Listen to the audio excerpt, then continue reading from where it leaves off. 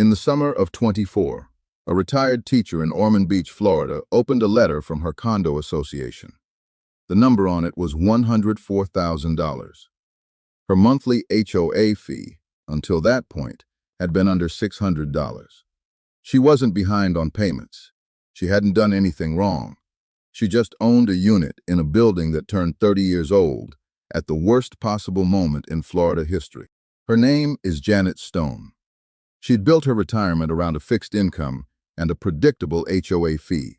The same math millions of retirees run when they choose a condo over a house.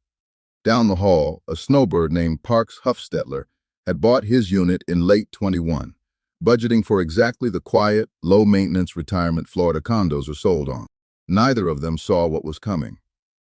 3 years earlier, in June 2021, a different condo building, 300 miles south, in Surfside, partially collapsed in the middle of the night. 98 people died. The investigation found the association had known about structural deterioration for years and had voted, repeatedly, to defer the repairs rather than raise fees to pay for them. Florida lawmakers responded within months. Senate Bill 4D. Every condo building, 3 stories or taller, and at least 30 years old, now had to get a full engineering inspection by December 31st, 2024, and fully fund whatever repairs that inspection turned up. No more waivers.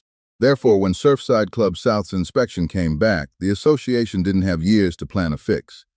It had a legal deadline, a real structural problem, and a reserve fund that had never been built up to cover it. So the association did the only thing the law allowed. It split the entire cost across the owners still living there, due almost immediately. For Parks, the plan became, absorb the assessment now, finish the restoration, and hope the finished building is worth enough to sell for. 2 residents, 2 very different plans. Same unavoidable bill. You might be thinking, that's one unlucky building, one unlucky retiree. It isn't.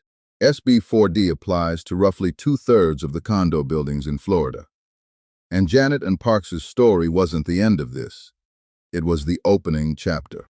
The same law had a second deadline built in, a phase-in period for fully funding reserves, not just inspecting the building. That grace period didn't expire until January 1st of this year, which means every building that got through the 2024 inspection deadline by promising to catch up later is hitting the second, bigger bill right now. And here's the part that makes this worse.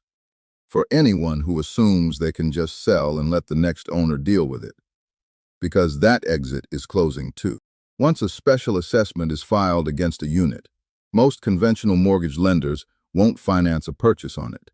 Fannie Mae and Freddie Mac guidelines flag buildings with unfunded reserves as ineligible. Therefore, the buyer pool shrinks from anyone who can get a mortgage down to cash buyers and investors only. Listings tied to assessed buildings are sitting for months, with prices cut 30 to 40%, and even then, some aren't moving. The debt follows the unit, not the seller. Some help exists. Miami-Dade County opened a relief program this year, loans up to $50,000 over 40 years. But the income cutoff is 140% of area median income, roughly $115,000 for a single owner. Therefore, a retiree living on savings and a paid-off condo, someone in exactly Janet's position, often doesn't qualify as low income enough for the one program built to help people like her. The buyers actually winning this market are cash investors. Picking up assessment-flagged units at steep discounts, covering the bill in cash, then either flipping the unit once financing eligibility resets or holding it as a rental until the building's finances stabilize. Janet's story isn't a one-off tragedy. It's the preview of what's now happening to thousands of owners across Florida on a rolling basis, as more buildings hit the same 25 and 30-year deadlines every year. The lesson? For anyone who owns or is considering buying a condo anywhere with aging buildings, the age of the building isn't the number to check. The reserve funding history is.